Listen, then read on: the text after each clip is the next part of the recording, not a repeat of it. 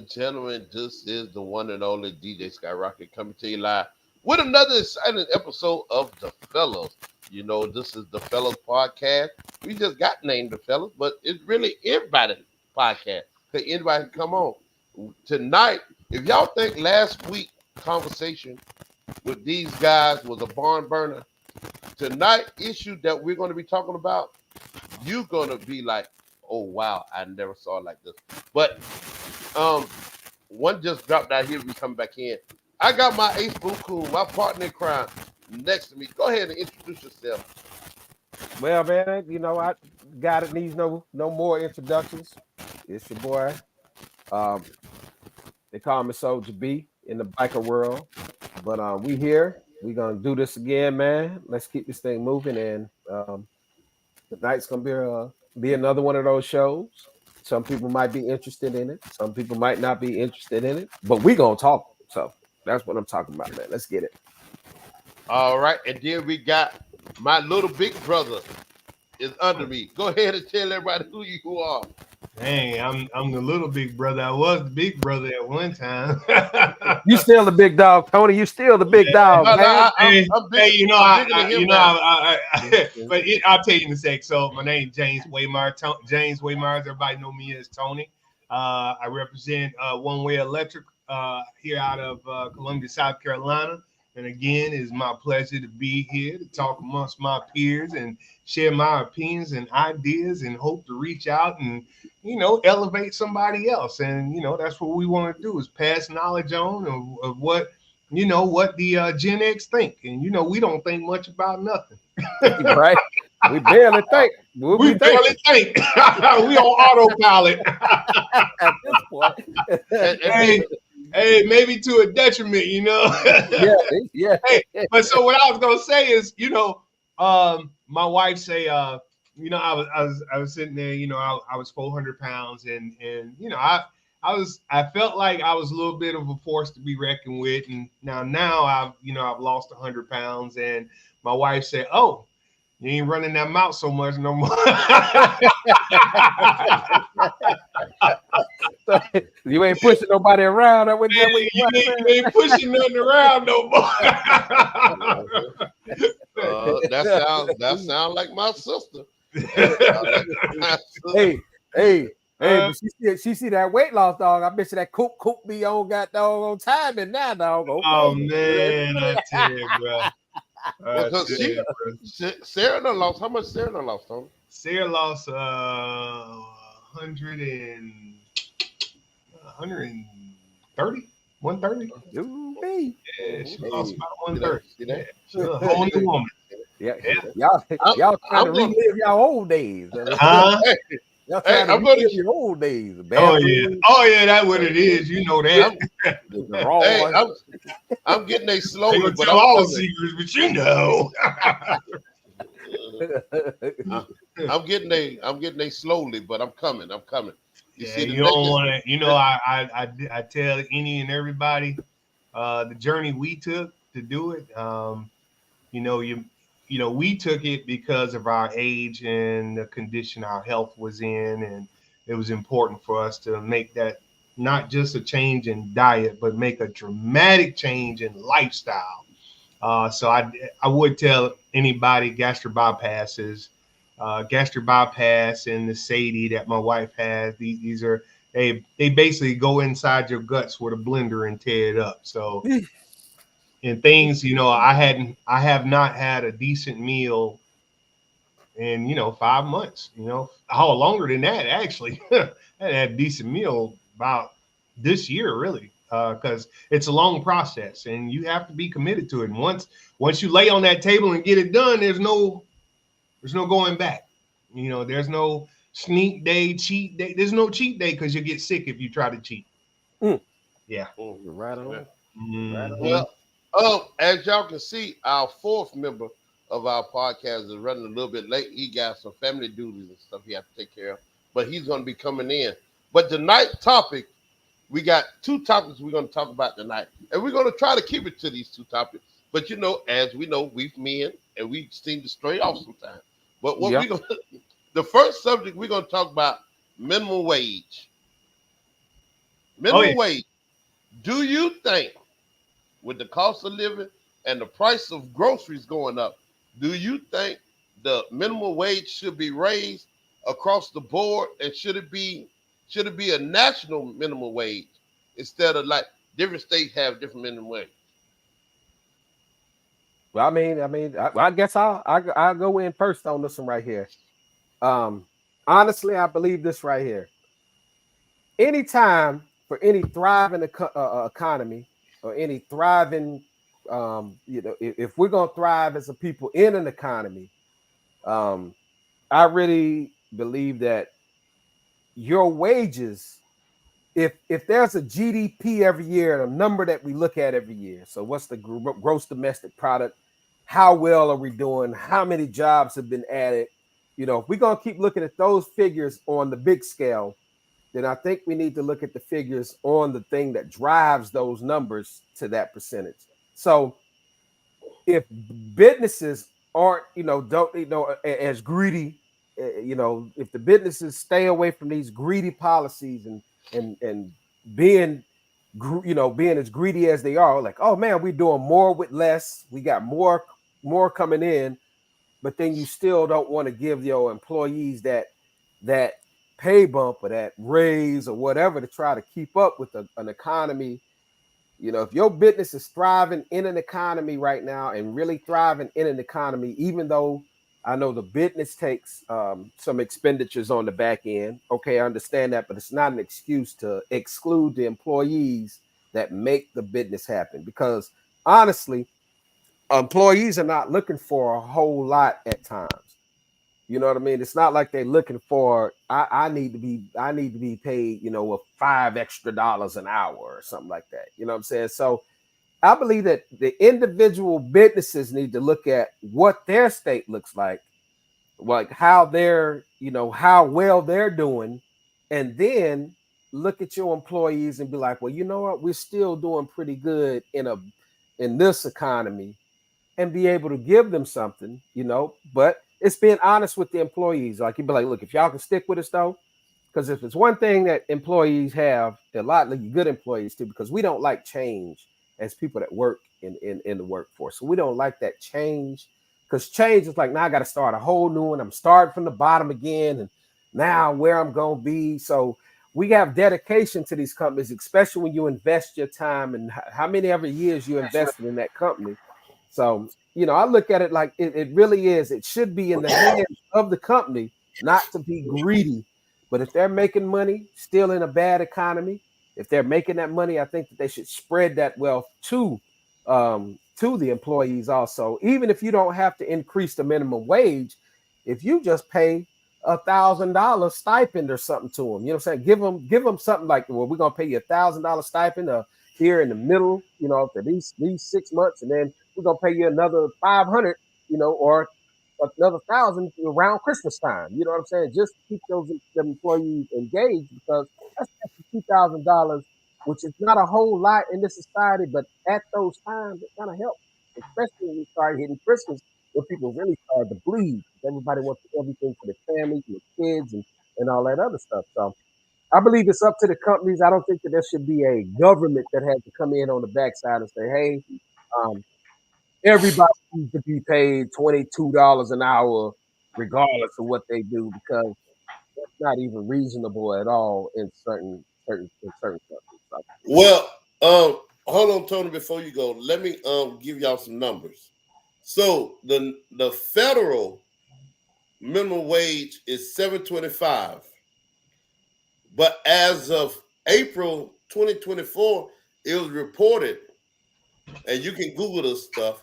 It was reported that the minimum wage in Georgia, which is our neighbor to the south, minimum wage is $5.15. Can't be. That, Can't be. but Because if minimum you wage. Google it, it No, says whatever you're reading from, that's not. It's not not. accurate. That's not accurate. Don't read it that. They says cannot that, pay you less than You the can't pay actual less than the federal minimum federal wage. okay. the federal It says, mandate. and I'm reading off of Google. It No, says no, as, you cite your source of where on Google you're reading that, because the federal minimum standard is the 725. This is the AI this is the AI overview. Oh, so you're getting this. So the artificial intelligence is telling you this. Yes. I'm reading from the AI. It's something funny about that because that can't be true. Because that's a big lawsuit. That's a lawsuit. Now the only people who don't have to pay that are people who are in the tip. They make tips. Okay, so let's talk about that. I know in South Carolina, I know in Columbia. Yeah. And I can talk about Columbia. The place that I do karaoke. Yeah. I'm not going to say the name of the business, but their bartenders get paid $3 an hour. Stop, though. Hey, wait a minute, though. But they're taking home $200-$300 a night on a good night in tips. On a good night. So that's fair. That's fair. And like I was saying, I said each individual business really you look at you got to kind of look at if you're in that whatever industry it is, but each individual business has got to make that decision. It shouldn't be left in the hands of anybody else to say, well, this is what everybody should be paid exactly. You know what I mean? And then the IRS come after you or not come after you. All that right there. Each individual company should operate as their own small little entity because it's your company. Okay. Lewis Evans just said the same thing I said. It said the state of Georgia is $5.15, but the federal is $7.25. Wow. Yeah. I got to see how that's happening. But okay, let's look at the flip side of that. California. But hold on. Something. So 5.15. We got the only way we can really make this make sense, though, Rocket. Only way we can make this make sense is to look at the business at the end. Let's see where that 5.15 is applied. Paying 5.15. That might be a business like waiter. They make tips. Yeah, that's a great increase. We just look at those businesses like that. Tony, just a waiter or a waitress, or we look at just those businesses. But if you're making $5.15 an hour, first of all, if that's all, what the minimum wage is, you stick with the job, of course, because there's an incentive somewhere. Maybe they got the best healthcare benefits on the planet or whatever. We don't know. So really, each business has got to outline that plan, and the employee takes that. So maybe if there's $5.15 there, maybe the extra $2 is going towards, you don't have to pay as much when you go to the doctor. Maybe we don't know how these, what business policies and how they implement these policies to really know. So only way we can really find this out is we need people to come in, call in, chat, put it in the chat if, or whatever, but we really don't know. It's kind of hard to know, what the business is doing and how they are, using these funds, paying people, you know what I mean? Because hell, they can go to China and get, stuff built for cheap, you know what I mean? But this is America, you know what I'm saying? This is America. So there are laws that protect the worker. So I would say that 5.15 has to be, there's some subsidies in there somewhere. There's something in there we don't know, or that's not being generated on that field that you read from. Demon, what's your take on minimum wage? I think I haven't worked a job where I got paid minimum wage in a long time. Knock on wood. Knock on wood. Because knock on wood. So I think it is low. I think 7.25 is low. Even if you're a college, even if you're a high school student, I think 7.25 is too low. Because for the simple fact, like I said earlier, I went to Publix today with my mom to go get some ice cream and some other stuff. And the prices on the stuff in Publix are it's crazy. And I thought it was just Publix, but it's not just Publix. Walmart prices are going up. We watching the price of gas, and while we're watching the price of gas, the prices of groceries going up. Mm-hmm.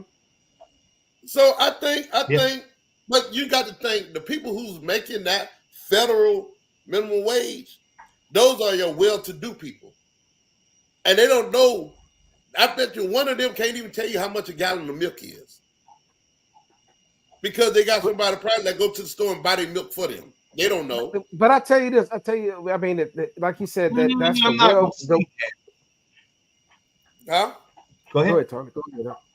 No, go No, ahead, no, go no, ahead, bro. no. I just didn't agree with what he said. That's all. You Yeah, disagree with what I'm saying? I mean, we can't say like Yeah, the I well-to-do or like there's. I honestly don't believe that there's a like a well-to-do. We talk about well-to-do. We don't know what well-to-do is right now because there are Mhm. people who were making great money And that struggling live like hell. paycheck to paycheck, That's right. just like the person that's got a small, a smaller job, not making as much. So it's affected all sides of the economy, not just the we say well-to-do. Well-to-do is just a term. It doesn't mean anything. We don't even use the term well-to-do anymore because really there's a separation of class right now, and you have the ultra rich, which is a real class, and then you have everybody else. Because no matter what you make, there are people that make $200,000 a year and just waiting on that next paycheck. Yeah. Because of all they base their spending years and years and years. They base their spending on an economy that was booming. Everything, we were doing a lot better, so their tastes are a little bit different. They have to readjust their tastes like everybody else, but everybody always has to bite the bullet and take a step back and sit down, and we got to do less, make more with less. And that's the kind of the economy that we in, this do more with less economy, which is really kind of killing everybody.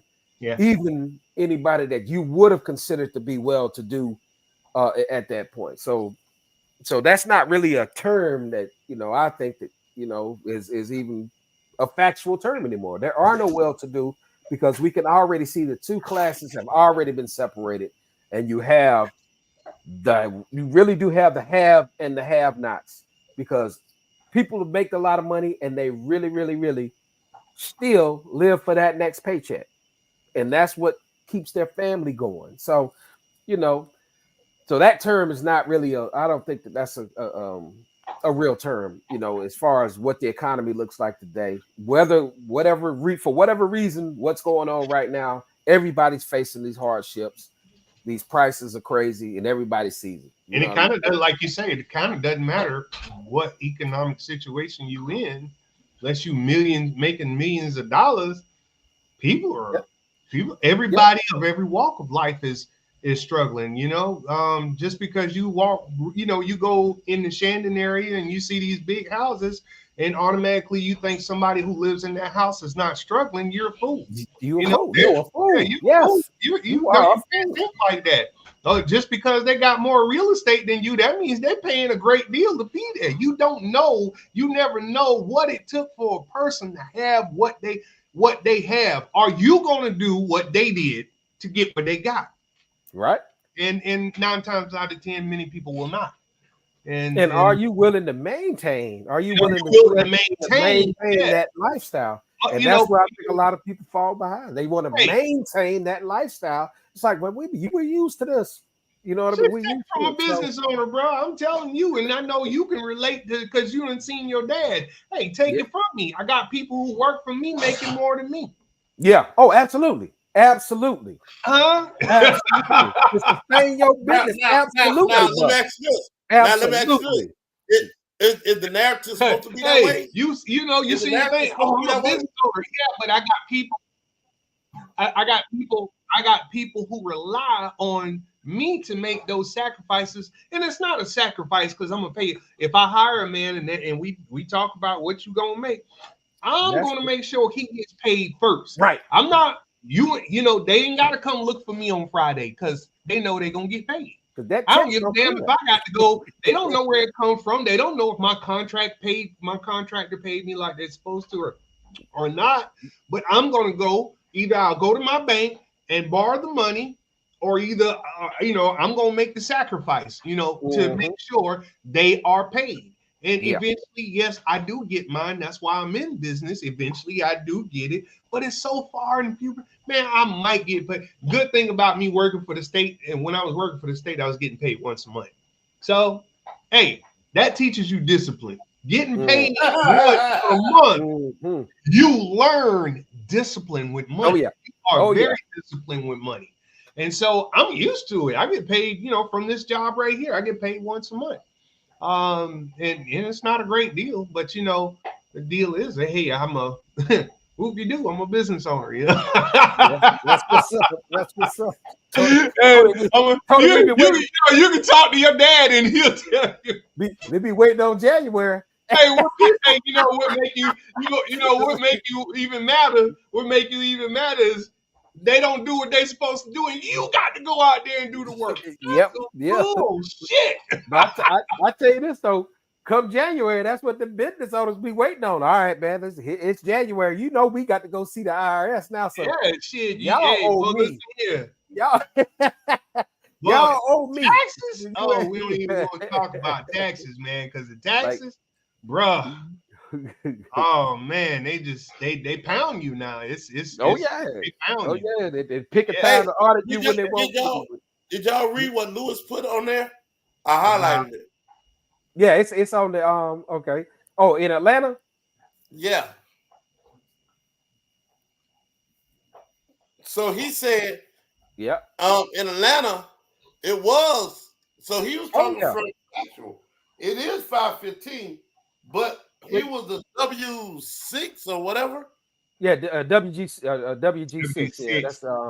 Yeah, that's your government type, like your W is your government titles. So these numbers determine where you are on the pay scale. It's like rank in the military.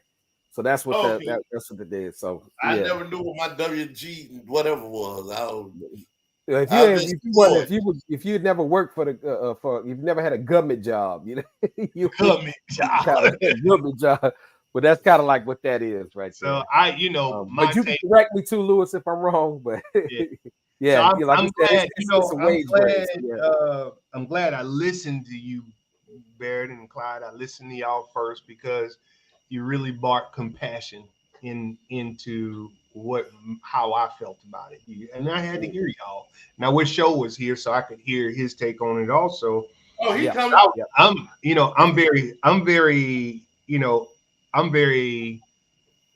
very hard about that. Okay, because my thing is, minimum wage is not a living wage, right? And it's not made for you to go and take a job that you absolutely know you can't live off of, and then you say, "Well, I have to." Well, you also, you got, and I'm gonna say this because my mom is blind. I have my mom, my uncles, my two uncles, and I have another uncle. And I come from a community of blind people who are handicapped. And these handicapped people are educated, and it's not blind, it's visually impaired. It's blind, brother. I'm however you want to say it. I'm Gen X. Don't give me that. All right. So they're blind, okay? Cannot see. I come from a blind community, and even my wife's parents, they inclined, Demon knows them also, they had visual impairments too. Look at that, you made me change. I apologize. Yeah. So being said that, they were pretty successful in what they did. They held businesses. They went to college. Not all of them went to college, but they worked. Exactly. And they didn't have to work minimum wage jobs because they went out and they got a skill. So You can't tell me this is the only job I could take. And this is how I was feeling before now. You can't tell me this is the only job I'm going to take. And this kind of piggybacks on the last podcast too, man. But go ahead and finish. I didn't mean to it does. You can't tell me this is the only job you're going to you can take when you have opportunity, especially now, guys. I mean, can you imagine? Come on, y'all. Can you imagine if we had this technology when we were in school? Bro, I'll be a millionaire right now. I I want to say if I could go back in time and hand myself this phone right here, Oh my goodness. I'd have dropped out of my school. goodness. I'd have told y'all wasting y'all damn time. Like, you gonna give me a pager? What am I doing with this pager? I got this. It can't teach me shit. A pager. And so the opportunity to educate, develop a skill, and make more money is always in front of you. Always in front of you. And I love the YouTube community and how influencers are making money. Crazy as it may be sometimes, I love it because what are they doing? They have developed a skill where they can go and make more money than if they stood at, went to work at one of these, corporate companies. And I'm with you, Barrett. Do away with minimum wage. Yeah, honestly. Sounds ugly. Do away with it. You know why? Pay a man for what they're worth. Because people have got to stand up and say, I can't accept that. Yes.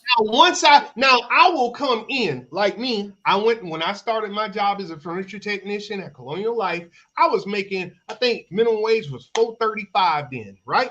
So I go in there, I'm making $4.35. I'm happy to even have a job. I'm young, but with that money, economy was different.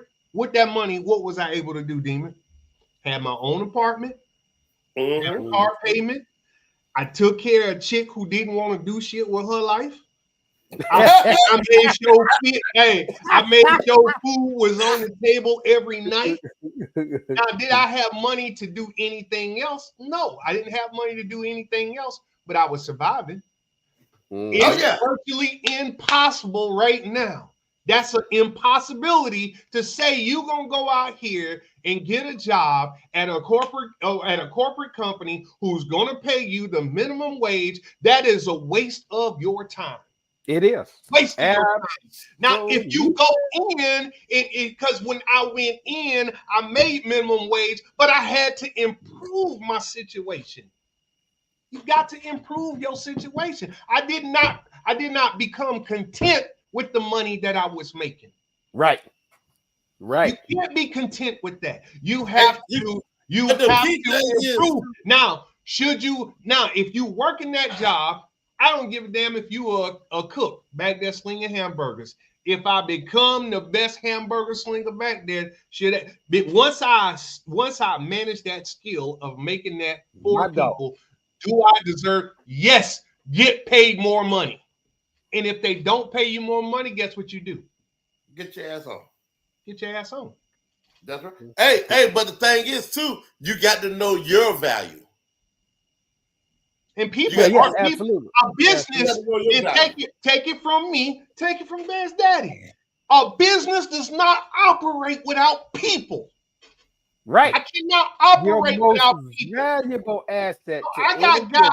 I got guys who know how to turn a screwdriver, how to put wires together. They may not know all the technicalities behind it, like I've spent 25 years knowing. No, they don't know all of that stuff, but they can execute what I asked them to execute flawlessly, effectively, and efficiently. So guess what I have to do? When they come knocking, what I got to do, Barry? You got to pay them what they ask for. Hey, man, I got to pay them. I got you. I got to keep you around. I got to pay them around. Because what did they do? When they improved their situation.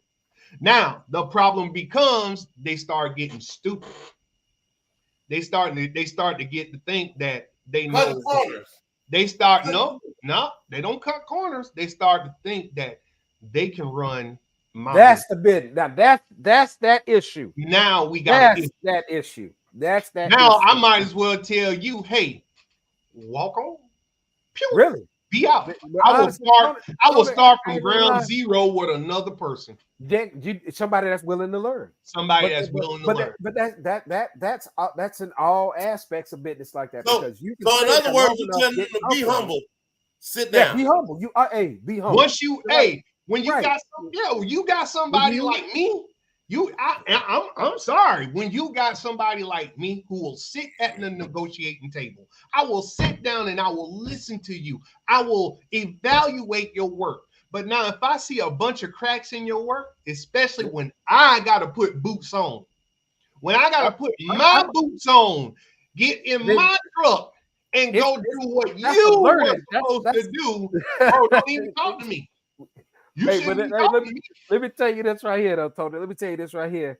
That goes a long way through a lot of different disciplines, because you'll have people that will actually be, you'll be in the company for a while, and you like, I know my stuff. Once you get your stuff down and you know enough to keep moving, keep rolling, and then all of a sudden the company gets greedy or whatever. Now they bring some other people in that pay them less, but they want you to train them. So this becomes an issue, and I see this so much. Like it's like a historic thing that just keeps repeating itself all the time. You know what I mean? So now you training the person that you know is going to take your job, and they're going to be paying you less. Now you as a person, this is where I put my foot in the sand.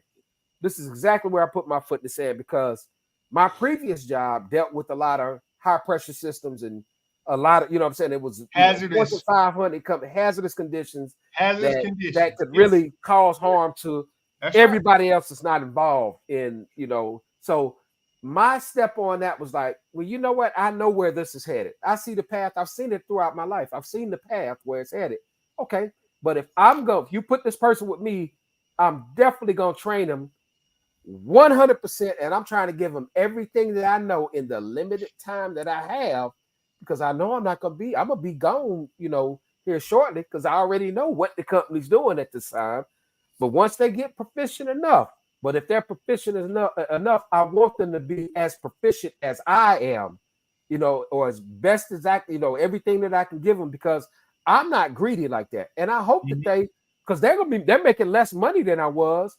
But I want them to be the same. I want them to get that same. I want them to pass the same thing on too, because we don't know if you're going to be in that position later on to where now you training somebody else for a job, they get ready to take your job. You know what I mean? And they need the professionals, Exactly. So because all companies are looking for the next thing. If they can hire Joe Blow to do your job at a lesser rate, Joe Blow gonna get that job, and you might be out the door. And I like to look at it too, because it's politics in that. It's politics in the job. You got the brothers do things. You got the brothers. Right here. Depends on the company, like you say. It depends on the company you work for, because if you, not just with your years of service, but if you have displayed the skill, the fortitude, the loyalty, the dedication over the years at that job, bruh, don't fear. Like me, they brought people in, wanted me to train them. You think I feared losing my job? I did not fear losing. Here you go. I didn't fear losing my job. You know why? Because they not gonna do what I do. That's right. They couldn't do what I do, and I knew. And so the funny thing is, guys will say, "Oh, you just training them to replace you, bruh." I have more than one skill. I'm showing him how to do. I'm showing this guy how to operate on a 250-ton chiller. Oh, but you forgot, I do data. I'm doing network stuff. That's our support. I'm working on electricity. I'm working on high voltage stuff, live wires and stuff. I'm doing more than what. Hell, I'm even cleaning the bathrooms. Huh? Yes, sir. Because those didn't show up. Guess what? I got to fill in, because the bathroom. Hey, when you working with 1,800 women, bathroom got to be clean. Tony, but the same thing too. They can't make it. Guess what? I turned from electrician to janitor. Did I cry about more money? Right. You got to be able to move around in that. I didn't cry about more money, man. I was going to establish. See, my problem was not a problem. I thought I was going to retire. I can tell you, boy, you couldn't tell me nothing. I thought I was going to retire from that company. I did. Yeah. Over dedication. I thought I was important. I thought I was very important until the time came. Somebody showed you for advancement. No, I've never been fired now.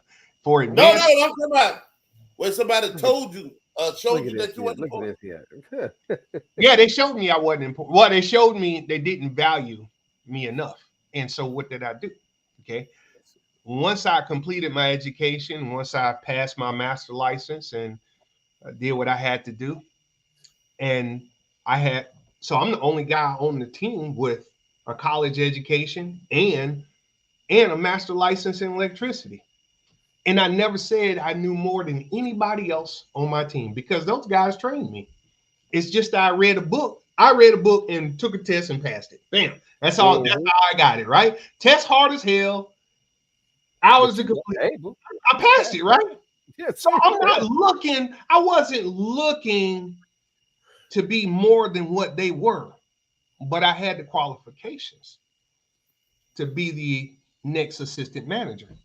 And when they sat me down and gave it to somebody who was a clown, I knew what? It's time for me to The Geo.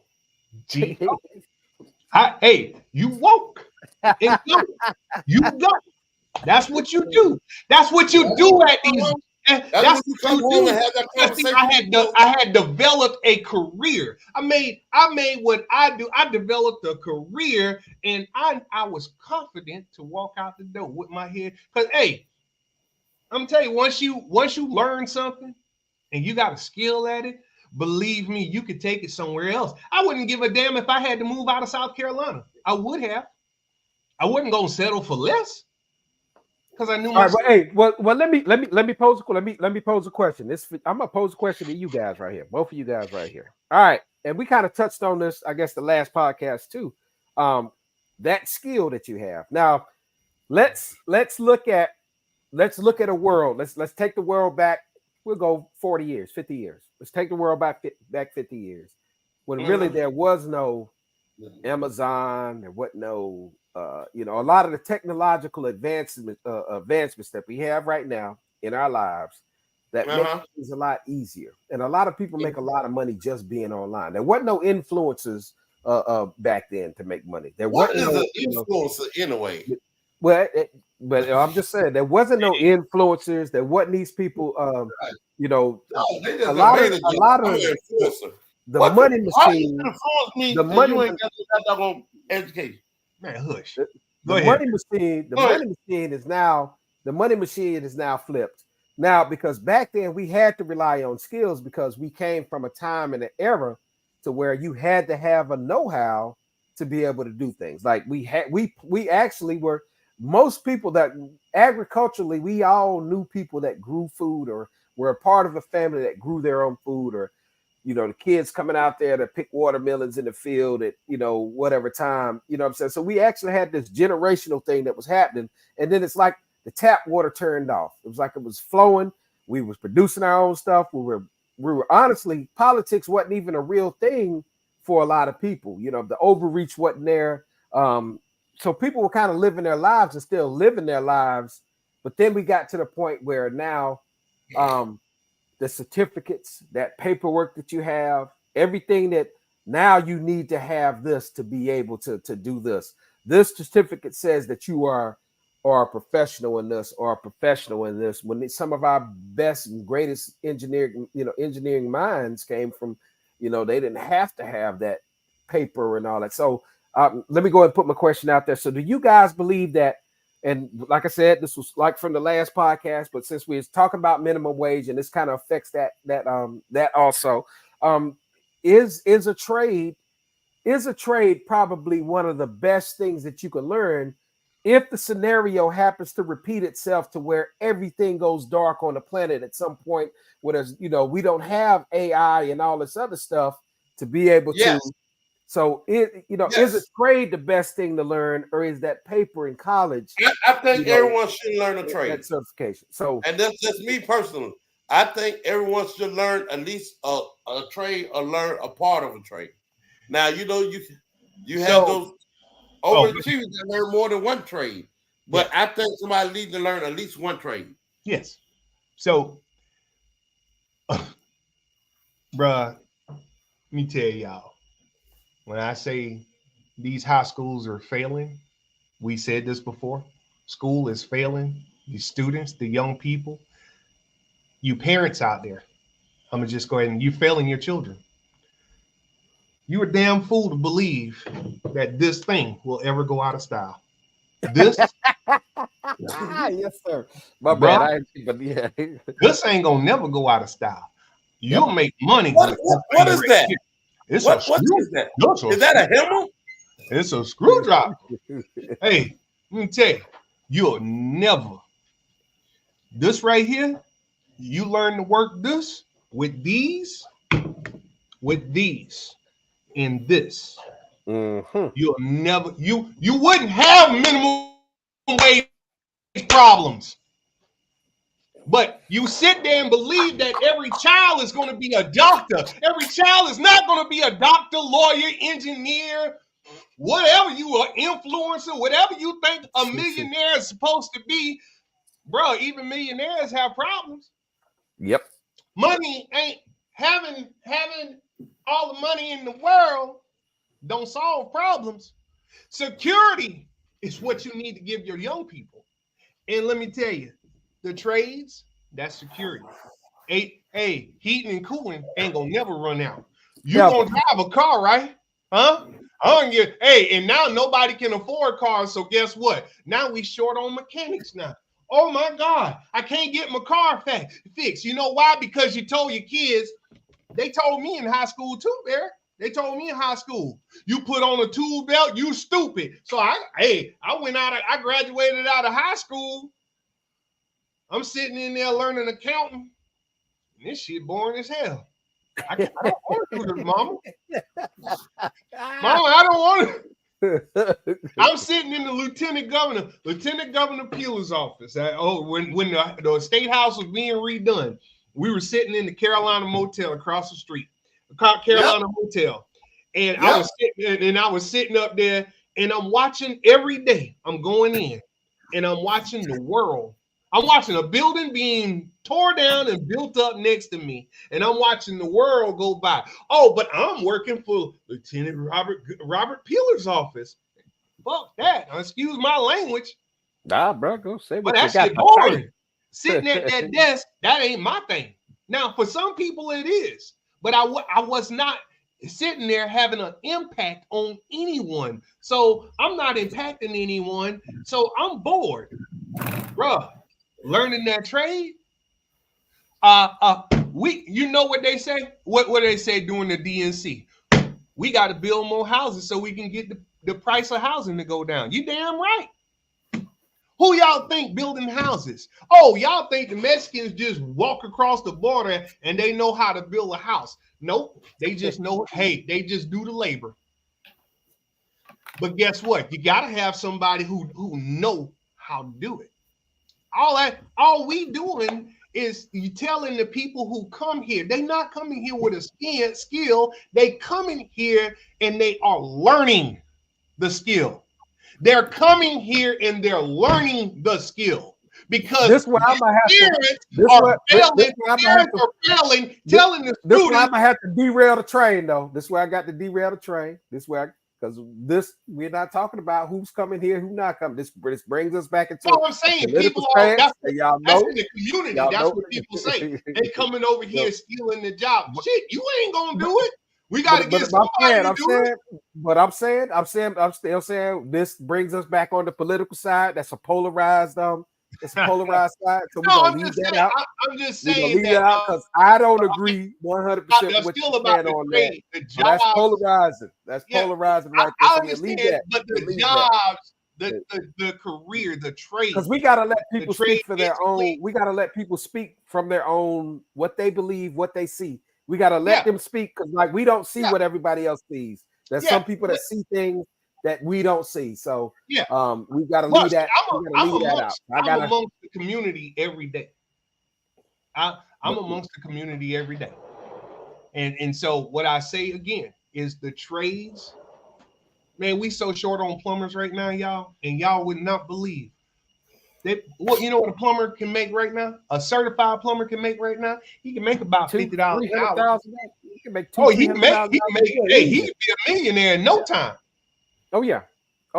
Those we so short on plumbers. Huh? Why you raising your hand, Rocket? Get What in. you raising your hand for? Cause I know how to do plumbing. I just don't like messing around people. Oh, you know what your problem is? Y'all better start hiring qualified people to do work and stop hiring them people who ain't qualified. But I'm telling you, the trades, boy, I'm telling you, don't fail your Yo, what's going on, man? Oh, we got Show in the building. Show is in the building. Show is in the building. Show is in the building. First, I got one thing to say about Show. How about them yellow jackets? Hey, he ain't even talking. I see now. See, I wasn't gonna even say nothing. I was, you know, when that went down yesterday, I said I thought about Show and I said, oh shit, I'm not. I said today I won't even talk about that. But that punk mug right there, that punk mofo right there, he had to open his damn mouth. Oh, hey, you might as well talk politics to that man. Leave that shit alone. We ain't gonna talk about that. We're gonna talk about what we talking about. How about? And the only reason I'll tell y'all, or do we go back to what we were talking about? The only reason I said that, the line on the game was 10. My homeboy called me at 11:50. Hey man, we was 11:45 and said, "Listen, did you get your bet in on the Florida State Georgia Tech game?" I said, "Dog, I forgot." And I tried to get my bet in on Bovada, and it wouldn't take my bet. So I said, "I hope them motherfuckers leave. I ain't got my bet in." Thank you. Thank you. But hey, you know, but if I would got my bet in, I would also mention this about life skills, also to go with them trades. Hey, you know, I don't know about y'all, but I had home ec. Yeah. When I was in class. Yep. When I was yep. You know, I had home ec, typing. I had. You know, I ain't gonna lie. I took home ec. I took home ec at Lower River because that's where all the gals was. I ain't gonna lie. I was like, and we were trying to outdate the dinner. We had to get dressed. I remember we went to S&S cafeteria, and we had to be dressed down that day, and we had to, you know, act accordingly, eat correctly. We were taught those things. And of course, the rest of my life skill, my mama beat the hell out of me. So, hey,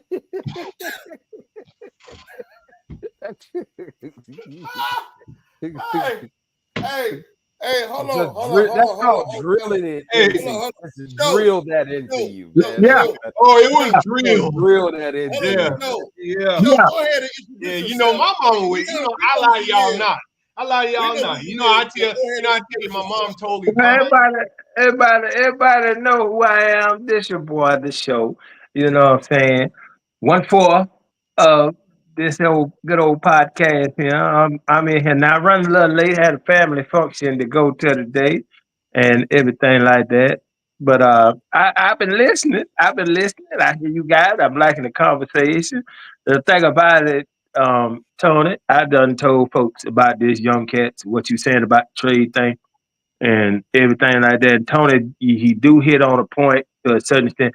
But I have talked to some guys, Tony, that they already was doing this in their country they came from. Some of them didn't come over here and learn it from us. They already knew it and they learned it over there.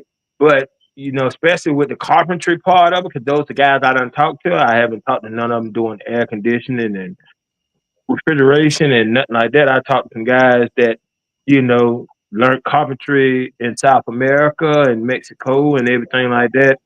They just felt it was better opportunity over here to do it. And one of the reasons is because, and I told another guy this, that, you know, he's a 28-year-old dude. And I told him, I said, your generation is the reason for the immigration problem. And he said, what do you mean?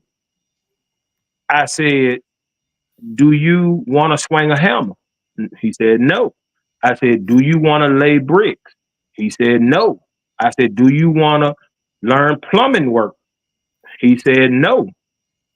And I said, see, we still need those jobs done in America, and no American kids want to do those jobs. I mean, some of them do, but not to the number that we need it to be done.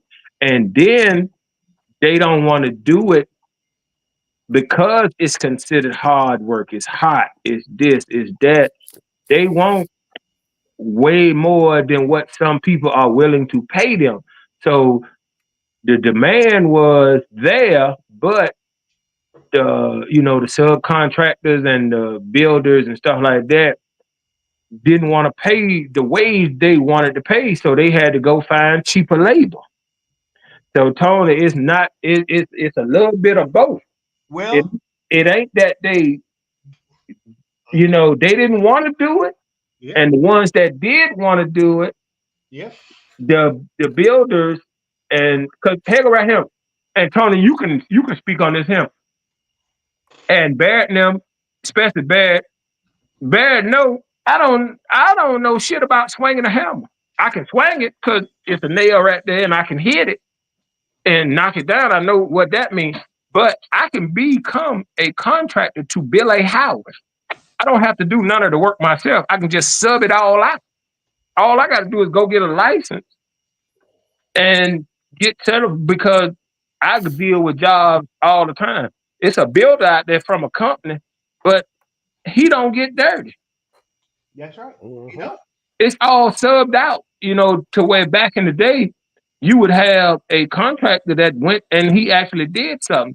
Even to this point now, those guys don't do nothing. Hey, no, sir. JC Hosted. You right, brother. You right. That my bad. I didn't mean to cut you off, show. But yeah, you right. JC hosting, bro. They don't do nothing, so they need everything is subcontract out because now me and my wife is looking into getting a house and stuff like that. But it's like the builder, the company you go get to build your house, they don't do nothing. They have all subcon everything. They sub out who grades off your property. They sub out who comes out and does the plumbing work. They sub out who frames it up. Subs out who does the electrical work. The company itself, Yep. and you remember back in the day, a construction company had equipment. They had equipment there on their lot and everything like that. They don't have that stuff no more. Now all they got is an office. Yeah.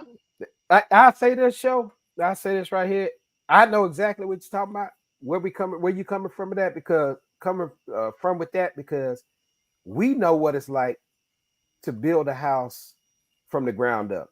Yeah. Like all the brothers, all my dad's brothers, they actually were a company together. They went from grading the land, chopping down trees, grading the land, all the way to they did the substitute work, they did the plumbing work, building the house, framing the electrical work. the electrical work.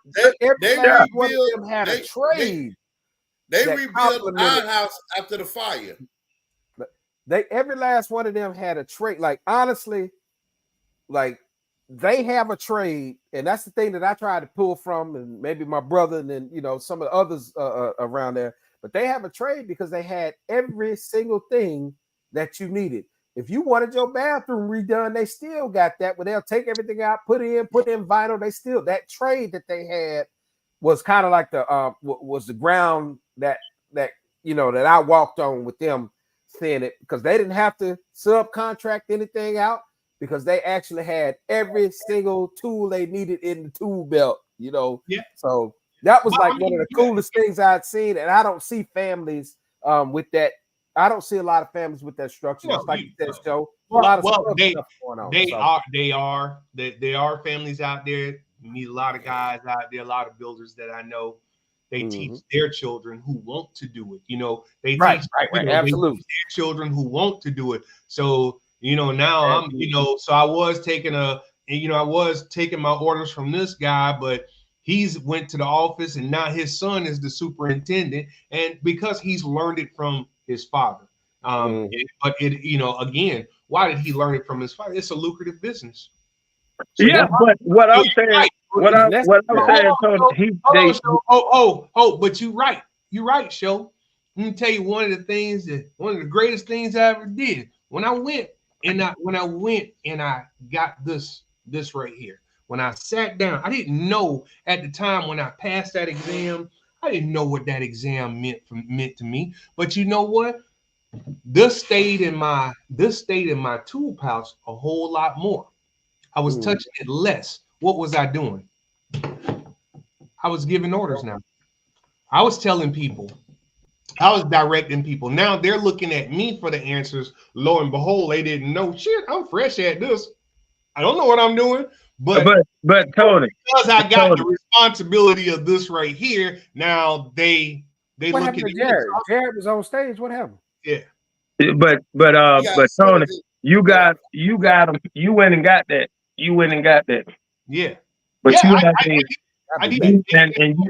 And don't get me wrong, you earned that. But you have a whole generation that they want to come out the gate.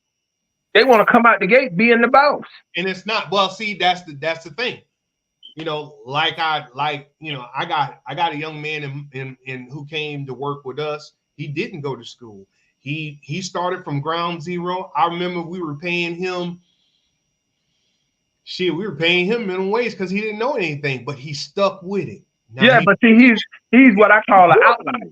Yeah, he's that outlier. Yeah, a majority of them, Tony, they want to be, when they graduate high school, they figure, hell, when they graduate college, they want to jump into, they get a rude awakening when they go into the real world because they want to come out of college being a boss. Yeah. They don't want to get their hands. It's not designed like that. But see, that's what they've been told. That's what they've been told them. They've been told. They've been told. Yes. They've been told, go to college, spend this money, go to college. You will come out making X, Y, Z. You will be a boss. You will be this. You will have people. It don't work like that though. But that's what the lie they've been fed to go to college. It don't. I can attest to that. I can attest to that. That's the lie they've been fed. Do you know where I started before I got this? Do you know the shit I went through to get there? That's what I'm saying, Tony. You done through the mud. You done been through the mud. Yeah. You done been through the mud, and now you done came up.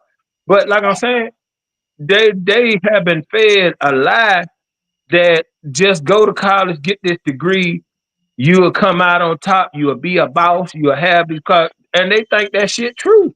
Hey, so let me speak on that one. So yeah, y'all give me a second. Let me speak on that one. Fellas. How y'all doing tonight? First of all, what's up now? Shit, chilling. But yeah. As a younger generation, I watch y'all niggas grow up before I grew up. I was a little when y'all was coming up, but like that's even in my generation. That's what you told. You go to college and get your degrees and all that shit. And I got 3 degrees. You know what I'm doing now? I'm a dispatcher. I love the job.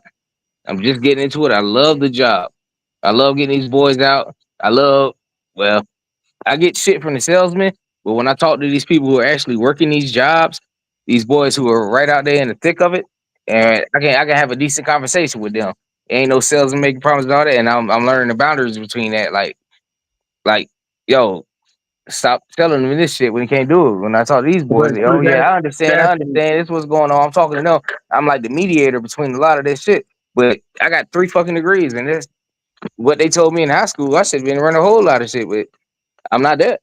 You know, that's not what you getting. Like they tell you that, they were telling you that. I don't know where it is now, and that's why I agree with what y'all were talking about earlier with the trades, because the trades are where you're at.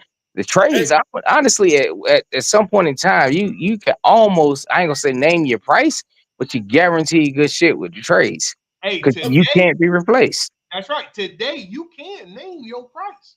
Yeah, you can't be replaced. You can't be replaced because there's nobody else waiting for your job. No, there's not. There's nobody waiting for your job. I can't find nobody. Hey, well, all right. Hold on, Jared. While you here, last week we was talking about the military and the selling points from the recruiter to get you to go into the military. Schultz said that they told him if he joined the military, he can tour the world. He can see the world. And he can get out of whatever he was in. He can get out the community he was in. What was the military selling point, the recruiter selling point on you? What did they tell you to get you to want to join? All right, well, for me, because I scored high as shit on my ASVAB, so I had every branch of the military trying to lock me in. The Marines came at me. We can get you on a nuclear sub. Scratch that. I don't want to be on a sub. First of all, black. I want to fight you, chance. I can swim, but I want to fight you, chance if the sub go down. But not. But the army was like, we got planes. The army ain't had no goddamn planes. But my best choice would have been the army because the guy offered me warrant officer. I could have went straight out of high school as a warrant officer, so I'd have been just below your regular officers, but above enlisted with that stuff. But he didn't sell it good enough. The Air Force came and said the only thing you don't qualify for is to be a rocket scientist. I was like, cool, but oh shit, what's the noise? I can't hear. Yeah, we Static. here. Oh no, Yeah, we but got you yeah, playing. but I was bad as fuck in high school. Everybody know that shit, like banging, all that shit. So I was trying to catch the first thing smoking. The first thing smoking was the Air Force. But what happened to me in the Air Force was we got all these amazing jobs. I could have been intel, anything I wanted to be besides a rocket scientist, but I had to wait. The first thing smoking out of here was air crew egress, working ejection systems, egress systems, and there is nothing that translate to the real world once you get out of that job. Yeah, because that system is to It's strictly specialize. military. Yeah. Yeah. So well, well, Well, well, let's go. Let's well, go. but you still would have, I think here, like, some of the aircraft companies, that not that system, but in similar circumstances, I figured that, you probably could, I would sit here and say, doesn't that exist at Boeing or SpaceX or some bullshit? Well, I can put it like this. There's one company I think who strictly manufactures and maintains those systems. Or that's one company they work with. I think I'm past the statute of limitations and shit. If I remember, it wasn't BF Goodrich. It was a fucking. Sorry, I'm cussing. I don't want to kill the podcast for the kids, but No, you good. You good. but it was one company managed all of the air crew egress systems. But the thing is this one company that had one good place they were at because I worked with some of those guys back at Shaw where they were trying to modify the air crew, where they're trying to modify the seats because the pilot went down off the coast and he broke his legs and his arms and everything because how fast he was going when he had to eject. So they were trying to implement systems to try to like restrain your legs and stuff just to lock you in place so your arms and legs aren't flailing. But there was one company who runs all that. I can't remember, it was so long ago. I can't remember which company it was, but they were the only ones who dealt with it. I don't know if it's changed since I've gotten out. I've been out over 10 years, but it was just that one company who had the contract with them for those systems. Yeah. So when you get out, if those slots are full and they're 99% of the people are civilians, ain't nobody leaving those slots. It's nobody leaving from my career who's worked that aircraft. That's right. Or worked all of these systems on these different aircraft their whole life or their whole working life as a kid to an adult, because I went in as a kid and became an adult when I was in it. None of them are getting that job. So and then those spots are filled by civilians. So that doesn't count when you get out the military. Yeah, it doesn't translate. So I get out and there's nothing for me. Yeah. So I say, okay, let me get my associates while I'm in here. Let me clip this stuff. Let me test this stuff out. I'm clearing these dang on tests like it ain't nothing. Get my associates. I get out. Later on, I go get my bachelor's. Later on, I go get my master's. Because that's what I'm thinking. You get that degree, you in there, you good. They looking for people with these degrees. No, that's not the case. Yeah. They want that degree, but you got to already be in there because they want that degree to maybe push you a little bit further. I mean, you get that promotion, maybe if you got that degree. That ain't even always the case. Well, you might get that promotion degree, but it does help you out. Gives you a little bit more points. Would you say, then I know this is going to be ugly, I'm going to say this. Would you say that one of the things I would say about the degrees, sometime even when you go get a master degree, it ain't about what you know, it's about who you know. Yeah, So yeah, definitely, you know what I'm saying. So I definitely. really, because I know, being out here in this world, man, I'm gonna tell you, in the civilian world, I've known people with master degrees in doctrines, and I'm gonna tell you, they dumb as shit. Yeah, for real. And I can't believe. So I know they got that job because they They knew knew somebody. somebody, They do somebody. and I Okay, can well, and I can let me agree Well, with ask see, that. you. that's Hold up, another Let, subject too. You talk about let's nepotism move. in the let Let's civil. Rock move on get to the next it. subject. Yeah, we can. Let's Or move on to the next subject. you know what? Or let me just say this right here, and I want to be the first to tell y'all, I'm not a racist person at all. Okay, but real is real. You could have that degree, but if your skin color ain't right, Yeah, that's always the case. and I'm not a racist person at all. I don't give a fuck, But I know the realistic risk. I'm real about it. Sometimes your skin color does matter. You Yeah. know. All right. So let's Go ahead, move Rock. on to the next subject. Because the next subject was, um, do you have the right to complain about a wage after you have accepted the job? Yeah, I, let me start that one off too. Let me start that one off, fellas. Give me a second, because I just started the new job. I got hired. I'm thinking they looking at my resume. Okay, this dude been in the military. He black. All his drivers black.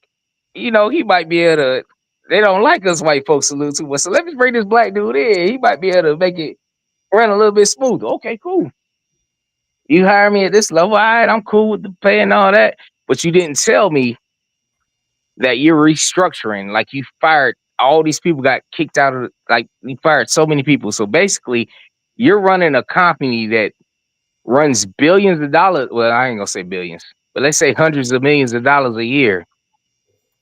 I got a skeleton crew. What I'm starting off with, my warehouse workers, people I ain't in charge of. I'm doing my best to work with my drivers, with my warehouse workers, not even mine. They belong to somebody. I ain't gonna say belong. Let's not put it that way. But they work for somebody else. They're slacking. What can I do? But I'm getting the calls from these salesmen. I'm getting the calls from these because I'm trying to. Because a lot of the time I want to talk to the people on the job too. So I'm not talking about. I'm not even trying to have the time. I'm not trying to talk to the salesmen who are promising them stuff without saying shit to me. Because these salesmen go promise, oh, we'll get this shit out there this day, this time, this out. Nah, dog, talk to me. But I'm dealing with all this stuff as up and coming. Basically, it's almost like you restarted the whole damn process, but you got hundreds of contracts. So yeah, I can say, yeah, I should be able to protest that pay, because what you told me and when I got here and what I really experienced, how it really is because of where we're at. Yeah, you should have hired me on for more money, because I'm dealing with way more than any other branch or anybody else who's probably making a lot more money than me because of that color of that skin. So yeah, I can agree with that, because So you just that say level. after Hmm? you accept the job, you said you still have bargaining. You still can bother your wage. I think you yeah, should be able to do that, because Okay. the employer is gonna tell you, oh yeah, we're just restructuring, we're trying to do this, trying to do that. You didn't tell me y'all ain't had shit going on. Now I gotta build something up from scratch on my own and try to make it work for y'all fucking program. Yeah, we gotta renegotiate at that point. You know what I mean? So kind of a similar situation, a little bit. So yeah, I took the teaching job, and it was more than what I was making, and I kept getting pay raises, and then you hired somebody else, total different department, same level as me. Well, not the same level as me. Hell, they knew, because when you work for the state, it's about your years of service. So my problem is this guy coming in, he's making more than me. So I felt, so I'm wrong. I say, okay, here I am. I done over dedicated myself again. Here I'm in the same situation I was with my last company. I didn't complain about the pay, my pay. I didn't even go and say I need more money. I didn't ask for it. What I told my manager, I said, you know what? You can expect me to be leaving soon. That's what I told him. I'll be leaving soon. And again, I tell anybody, if you make yourself valuable, if you do what you're supposed to do on a daily basis, and you make yourself valuable, I don't care the color of your damn skin. You what? You control what's going to have the outcome this time. So when I said I was about to leave, next day I get an email from HR. What are they doing? They're increasing my pay because I told this dude I was about to leave. But I'm still unhappy because I'm not just talking about for me, I'm talking about for my other co-workers also. He still is making more than what people who've been here 20 years is making. And you give me this dumbass thing that, well, we got to pay him this money because we need to bring him in. No, sir. Then you take care of the people who are here first, right? You take care of the people who are here, right? And then you can pay him the money that you want to pay him to get him in. Don't bring him in making more money, because see, the thing about the state, if y'all don't know, anybody listen, the thing about the state is you can see people's money. You can see what people make. So I'm sitting there, I'm looking at my co-workers. Now, everybody who's been there longer than me, they should be making more money than me. But a dude who just walked through the door, nah, bro. But I can add to that one too when you're done. Yeah. But you know, outside of professional jobs, so like if Clyde, if I hire Clyde and I say, Clyde, I'm gonna pay you $18 an hour, and I didn't do I'll be happy. I didn't do what Jared went through. I'm not restructuring or nothing. My expectation is you're gonna go out here and you're gonna work for them $18 an hour. Don't get behind my damn back telling me, talking to your co-workers and stuff about you ain't making enough and think I'm not gonna hear it, because I'll come right back to you and say, this is what you agreed to. If you want more money, you will have to do more to get it. That's what I'll always say. All right. Well, I'm with you on that one. I put it like this. I think it was when I was in school, it was higher tenure. I can't remember what the exact name was. It. If you're hired earlier, you cap out at a certain point. And for a lot of these jobs, even the last job I was in when I was receiving at Tractor Supply, they had a lady who had been that company for they said she was there for like 10 plus years. She was making less than me, like substantially, because she hit her higher tenure. She can't make anymore unless you quit and hopefully get rehired. I'm not sure how that system works. I never really dived into it, and that screws a lot of people. I got somebody in the state right now. The dude might be leaving because his cousin got hired on, and his cousin makes as much as he does, even though he's been there for years and years. Your pay scales change, everything changes at that point. So if you've been working there for years, like I say, you hit that level where, yeah, this is where you started, this is where you cap. So either you can quit and reapply and hopefully get reaccepted, or you got to bite the fucking bullet. It's wrong. It's not right at all. I agree. The people who've been there longer should be making more money. There shouldn't be a cap on what you make. You could be a job 20 years, and you got somebody walking in the door who's doing the same exact thing you're doing, and they're making at least even matching you, or just maybe a little bit lowering you. It's not right. But that's how that system works with that. Like I say, my drivers steady complaining. I got a driver who got a second job. That dude come drive for me, and then he go flip burgers at Wendy's. He said, I ain't making enough here. That man been there longer than me. You know? All right.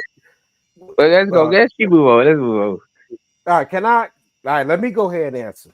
I hadn't put my answer in on this right here. And the question is, after you sign that contract, should you be able to renegotiate your pay? Is that's That's the what I question, said. right? All right. Yeah, that was the question. So we've all been through a bunch of jobs. Everybody on this cast has been through a bunch of different jobs. Not necessarily in a specialty, like a job was a job at the time. And I want to take it back before I get into where we are now, the way I see it. So we go back when you were in high school. My first job in high school was Harris Teeter.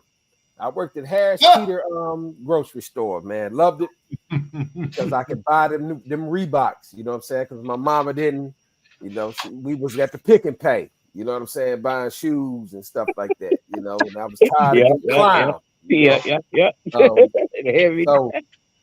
So I'm gonna go all the way back. Your mama didn't need no Jordans. Man, honestly, Tony, man, Jordans wasn't even a vocabulary statement. The only person I knew that wore Jordans was Booty Simons, because Booty was pressing his mama, and Booty always had a nice sneaker collection, man. It was just ridiculous, It was so. But I mean, Eric could have been a millionaire right now if he'd have took care of him. My first, if he would have took care of him, he would have sold them sneakers. Booty had everyone that came out, but I'm just saying that. So way back then, from where I came from, and where we all came from, we came from a different society. We came from a different system that's in effect, So my job at Harris Teeter, and I was bringing home. Let me see what my paychecks look like, man. Shoot.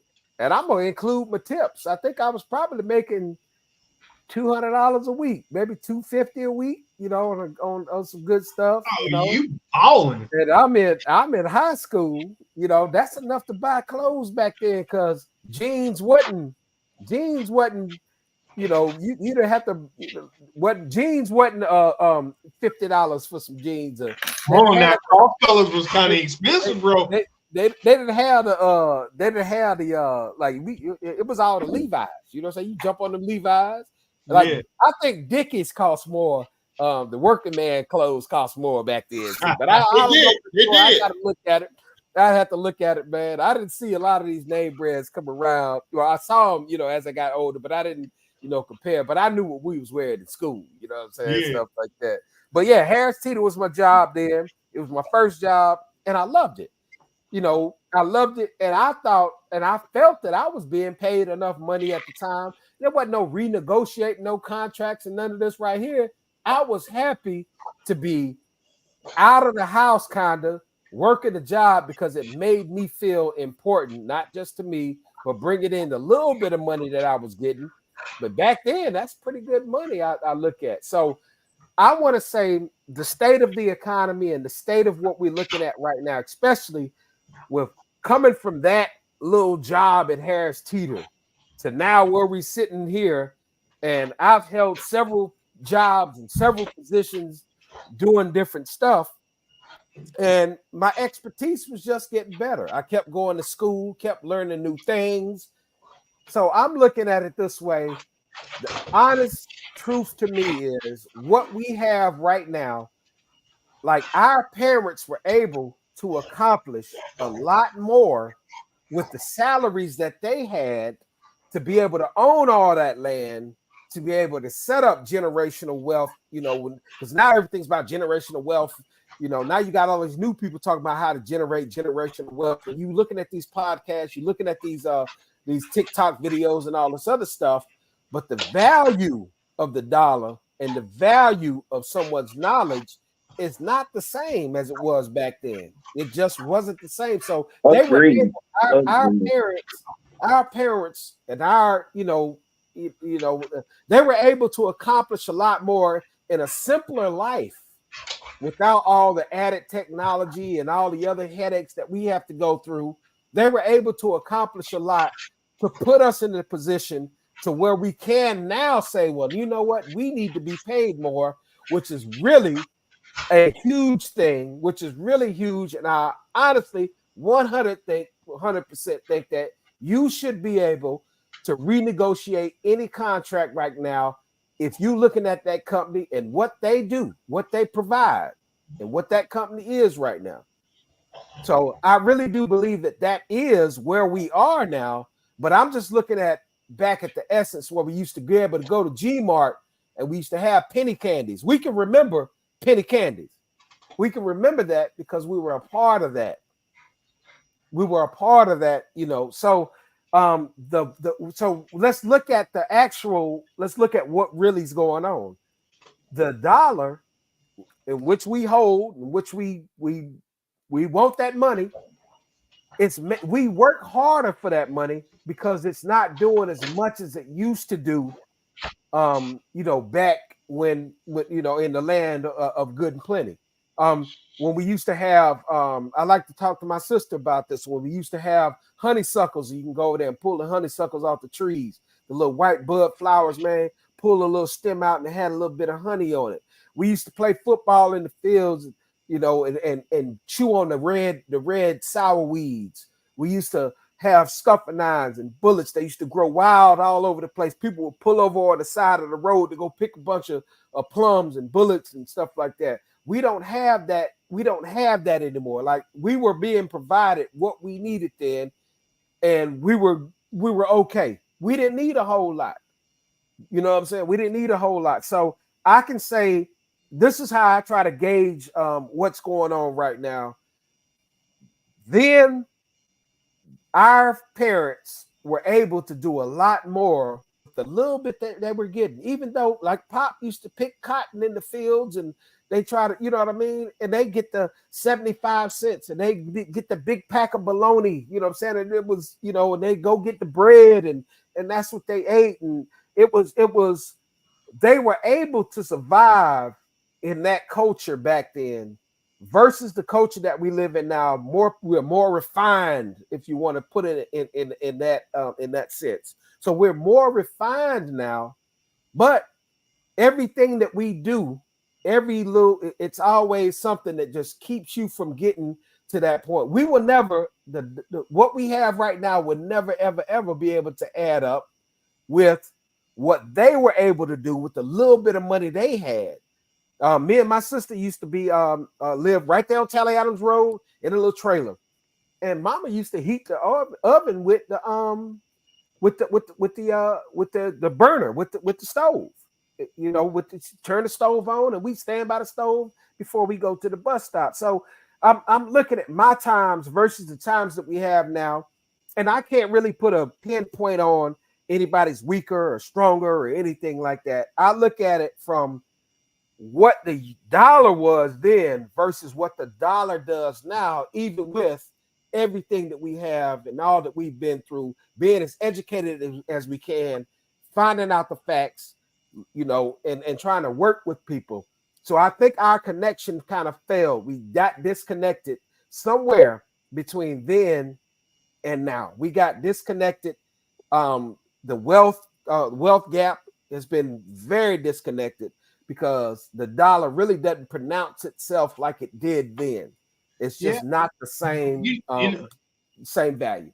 Yeah, but you know, I don't. One of the things I tell people is, you know, you got people who are invested more now in the stock market and stuff, and these corporations. We have to remember, these corporations are now they have to answer to their shareholders, and so if you were a business owner and you have shareholders you have to answer to, brother, you're gonna make those decisions and you're gonna raise those prices because you can't get people to invest in your company if you're not turning a profit. And that's the thing we're looking at. So we need to look at those. The problem is the mom and pops. We got to look at the mom and pops. We got to look at come on, let's talk about our culture now. You know, when there's a recession, black people don't give a fuck. I'm gonna say it like that. Y'all who listening, if we have a recession, do we care? No, we don't care. We've been in a recession. We've been in a recession. Our life is a fucking recession, right? Yeah. Huh? Yeah. I don't care what Yeah. nobody say. Shit, it don't bother me. 'Cause they said 2008 we was in a recession. Yes, my wife lost her job, but guess what? When I bought my house, I bought this house, first adult big purchase I made, first big adult idea I had. I said, you know what? What if my wife lost her job? I need to be able to pay for this house by myself. So I bought this house I bought the house based on I could afford it if my wife lost her job. The recession came, she lost a job, no problem. She's sitting there worried about it. Hey, we kept our daughter fed every night. There was because we always in that mode. We've always been that way. We always been That's that what way. we We do. in Black that people way. are very resilient. We are resilient. We are very resilient. Yeah. We are resilient. And people, and I would honestly tell you, I think a lot of middle class and lower middle class Americans, who you think get greatly affected, we're not affected. So I'm not just talking about black people. I'm talking about I know white families too. You can have a reception, they don't care. It doesn't affect them because we don't have all our money in a 401k, which we'll talk about that later. Please, people need to stop doing that dumb shit. Yeah, that's another story. That's another podcast. 401k is a waste of time. That's another. Let me be the one to tell you, when you go to get that money, the federal government is doing what? Taxing you. But it's the federal government gonna hand you your ass. Shoot, I got a goddamn example of it. So I'm Well, gonna shit. leave it. We'll talk about that on another one. Yeah, I read it. That boy hit me with 20% easy. Really? I left my last job. They hit me with 20 easy. Like, God damn. Government gonna hit you 20. Government gonna hit you for 20, and then the job gonna hit you for 10. Mm-hmm. Bust you right in the head. Well, In total, I gave up 44%. Oh yeah, brother. 44% of my gains. 44% of my gains was gone. Dog, I sat there and said to myself, what the hell did I do this tell for? my story on this podcast right here. I'm gonna put that shit all the way out there. I'm gonna do that shit. I ain't doing it tonight, but I'm gonna put my shit out there. You already know what I'm talking about. Exactly what you talking about. I know. I'm gonna put everything out there. Just because anybody can learn anything from it, take it and roll with it. But when I left my job, I told my wife, I said, "Shit, we about to go and build us a new house." Bro, it was fat. The accounts was fat. Everything it was a fatted calf, and they gutted that goddamn calf just instantly. Oh, I yeah. know what you're talking about. Better gonna get it. You got your penalty for drawing it out early and all that other bullshit. White tape. Yeah. They get back more off of 401k than because like I honestly, man, I actually looked into it, like how many people actually cashed out their 401k, and I wanted to hear their stories. And I couldn't find that shit. And YouTube was the college of YouTube was the thing. So man, I looked in a whole lot of that right there, and I was like, ain't this some shit? I can't really find nothing. Everybody want to give you advice on how you can secure your money and all this other stuff. But bro, this thing happened. When this thing jumped off, it was a steal back from the American people. It was a steal back. They took a lot of that bread when I cashed out, and I had a gang of bread in there. When I cashed out, I was able to keep everything up and running in my position right now, for the whole pandemic for 4 years. Easy. I was still rolling. I was still buying shit. You know what I mean? But anyway, that's a whole nother thing right there. I'll put it out there. But yeah, that's another one right there. But I'm gonna leave it at this right here because I know we getting late on time. It's 8:06, so we're trying to keep it up. But I want to put it this way right here. I really believe this is just my thing right here. What our people accomplished back then with the wages that they were getting, and I'm not saying that they didn't struggle to get them and all this other stuff, but they were able to really be more of a part of the American dream with what they were getting Than where we are now. Yep. Oh, than yo, what we yo, can I do right completely now. agree. I completely agree. yo, Wait, well, I must tell y'all that young people. I want to say Jared, you, but you old as hell now. So, but young people, Yeah, they're the old. young generation, y'all, the young people, the people who are in they early 30s and 20s, they need to be out there protesting in the streets. They need to be out there protesting because Peacefully protesting. they have been robbed of the American dream. Oh They yeah, have been robbed of the it's gone. American. It's gone. I agree. It's I agree. gone.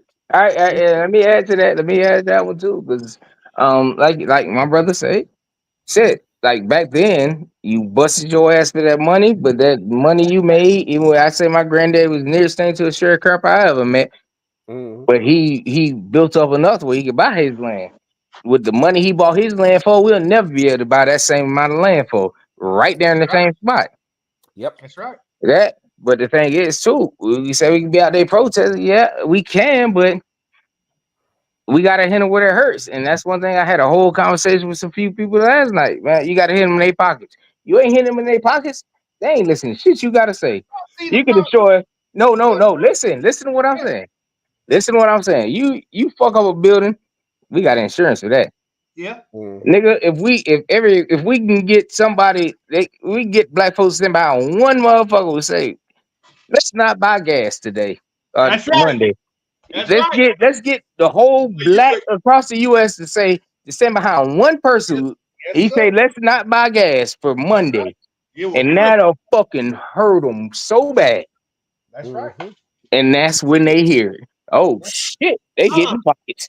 We Jared, here you gotta go. figure something out. Here you go, Jared. Here you go. Yeah. Stop doing this right here. Don't buy that right there. Stop Mhm. buying Mhm. it every time it come out. Yeah, Don't buy stop buying it J's. Don't buy J's. Don't buy Don't nothing. fight for J's over the fucking first release. That's Don't what I'm buy saying. Don't buy But Mhm. that's the thing. That shit is so ingrained into us. That's why I was telling the folks Martin Luther King, and it's gonna have to be a different podcast episode anyway. But I was telling MLK was the last man who could do something like that, who could actually bring the country behind him. All black folks, they hear that message, they oh shit, we ain't buying this today. Hey baby, But we ain't buying this today. But Jay, I say this.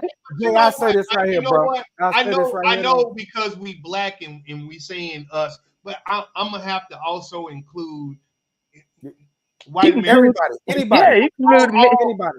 anybody Look, concerned, and Everybody. and the impact is even greater at that you point. know how we can bring this Everybody in needs to. perspective. You know how That's we can bring it. this in perspective. Let's look at this. Let's bring this in perspective. Let's look at what happened to and I love Bud Light, favorite drink, and I love Bud Light. I drink Bud Light. When they had that band with Dylan Mulvaney or whatever came on and they tried to push this agenda. So our elected officials decided to push this agenda on whatever side. Now they started to suffer. They started to suffer because people stopped buying their product. Your product, yeah. Harley Oh, Davidson is the newest one to fall oh, into that right now. Yeah. So Harley? you got Oh yeah. Harley Davidson is the newest one to fall victim to that right now because Harley, when they put in this, they put in policies that nobody really votes for. They Yeah. put in these policies. It's like, okay, well, you can do that, but don't push it down my face. Like I say, if I think that every day, Don't ask, don't tell. You know that. if I think that every day should be, we should always focus on, and we should be able to include those people. Should be Mexican burrito taco day. I don't just want Taco Tuesdays. I think that every day should be a part of that, and that's what we need to push that out there. Everybody needs to eat tacos and burritos every day, every single day. So now this is the agenda that they put out. Well, we can't leave these people behind because they, you can't just stop people from. We got to make everybody all inclusive on this. No, I want a steak on Tuesday. You can't eat steak on Tuesday because it's taco and burrito day. Where did you not understand that? You can go home, cook your steak, but in the public, you have to eat tacos and burritos. So this is where we're going. This is how trivial the shit that we're walking into right now.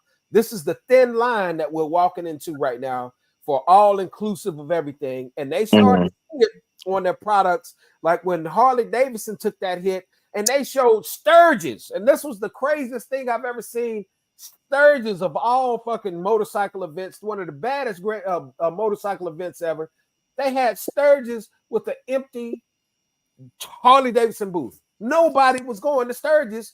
It was hundreds of thousands of people at Sturgis.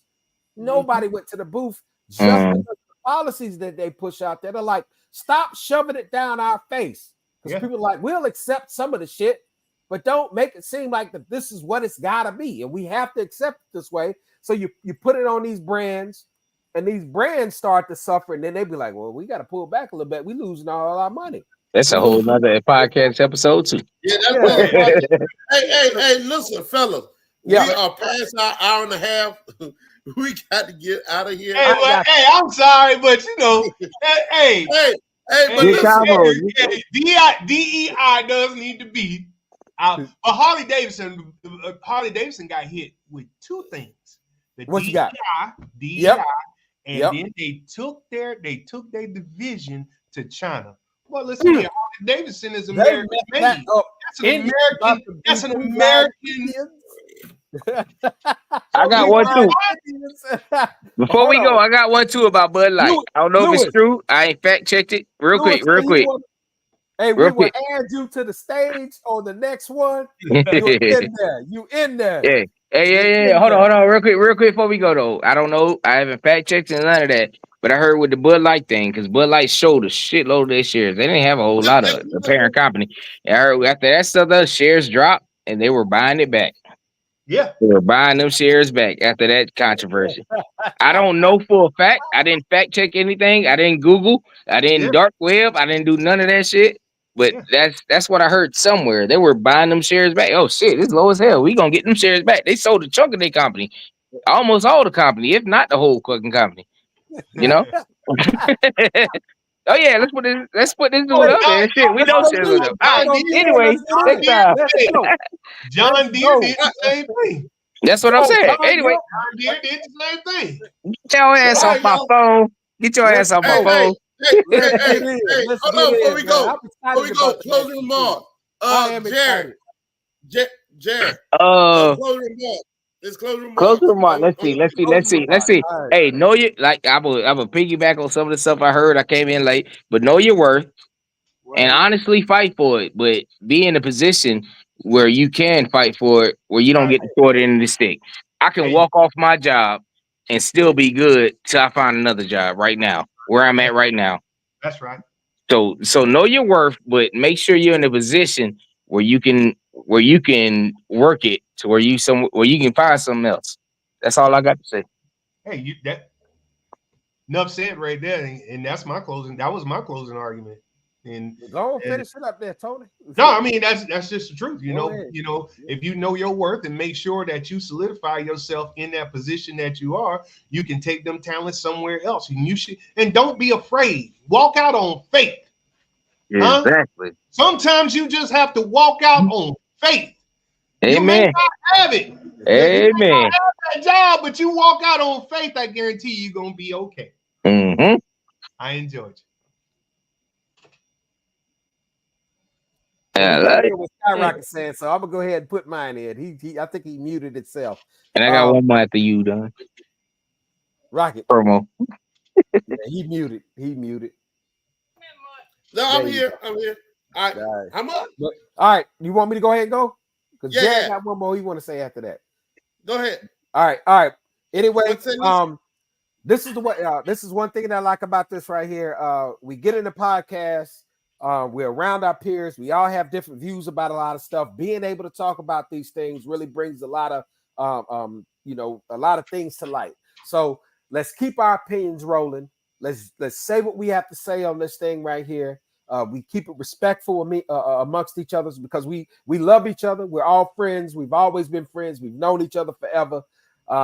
Anybody that wants to get in, if y'all have any topics that you would like to put in, say anything about, hey, let us know. We'll talk about pretty much anything, honestly.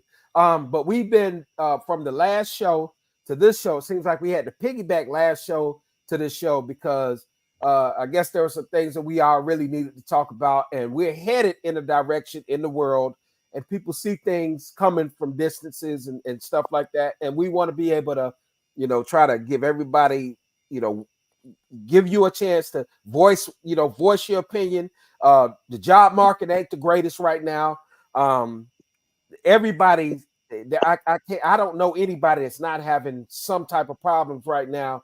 And honestly, we got to give it up to the Most High on that side of it, but stay on your grind, especially if you of us, by us, for us, like FUBU, you know what I'm saying? But stay on your grind, and we'll try to come up with some type of solutions together. But we are a team. We love each other, and we will still continue to do this right here. And anybody that wants to get involved, y'all let us know. But that's where we are, and we thank y'all for being here on the world blow. That's Go ahead. All right. I muted myself because I had some phone calls coming in. It's that time of the season for me to get ready to start this traveling bowling thing. So, I got a lot of phone calls coming in. But I'd like to thank everybody for coming out for another exciting episode of The Fellas.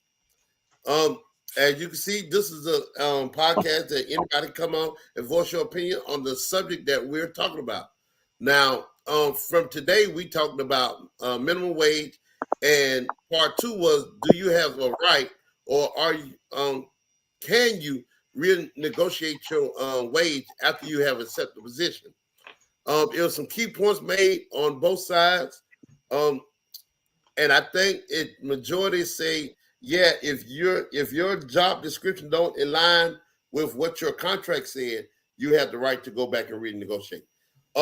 Also, we talked about a little bit with Jared, because last week we talked about the military and they selling practices on how they sell the military to these young kids.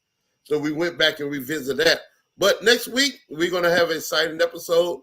You can go on the Bulk Night Picks and Line page or any one of our fellows page, and you'll see the topic, because we still have a couple of topics we have to look at on what we're going to talk about. But this is a podcast that you can come on and you can talk about whatever you want to talk about.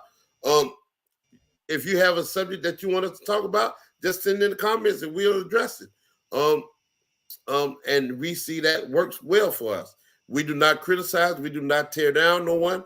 We believe everybody has their own opinion on this podcast. This is not a one-sided podcast. This is a community. And we believe, because we are old, we believe it do take a community to build. It do take a community to build a child or other people up, because we might have knowledge that you don't have and that you might be seeking. Now, with that being said, let me get in. Go ahead, Jack. All right. Promo event. Hey, cornhole tournament. If you know me, you know Skyrocket, you know any of these fellas from around here on this podcast. Hey, what is cornhole tournament? This Saturday coming up. $10 entry. Just if you ain't got my number, you ain't there. Watch this, Jay. I already booked my flight, bro. All right. Well, come on down, bro. Well, shit, you my motherfucking party. Well, you my party. Hey. Whoa. So is it bring your own partner, or are we doing blind draw? Ooh, I think we should do a blind draw. We're going to talk about that. We're going to do a blind draw. Yep. We're going to do a blind draw. We're going to do it the same way we did it last time. But yeah. If anybody is here listening, yo, come through. You ain't got my number. Hit up Skyrocket. Hit up anybody on this podcast. Get my number, and we're going to do it. Huh? It's going to be right around the corner. You ain't got to worry about problems, none of that shit. I got to defend my belt. I got to defend my belt. Well, if you ain't here, I think that me and James should still be partners, so we could y'all random draw everybody else. Hey, y'all still going? See, y'all push the podcast. Everybody try to go to bed. You got to be up 4:45. Like me and James, we talk about this next podcast. Next podcast, that's say y'all lose to me. I need to be able to defend my belt. Me and James. We talk about this next podcast after y'all lose to me. I bet you ain't got time for this shit. Yeah, man, cut it off, man. Cut it off, man. Cut it off. Is it? No more talking. And I'm talking to James. No more talking. Hey, man, cut it off. hit us up about the pod. Hit us up about the cornhole tournament this week if you want to come in. It's gonna be blind draw, blind team draw. No matter if you want it or not, it's gonna be blind draw. We put your skills to the test. What time? Hold on, real quick, Jared. What time? We'll post the time and everything because he done left. All right. So once again, thank you for coming out. See y'all next week. We out. Peace.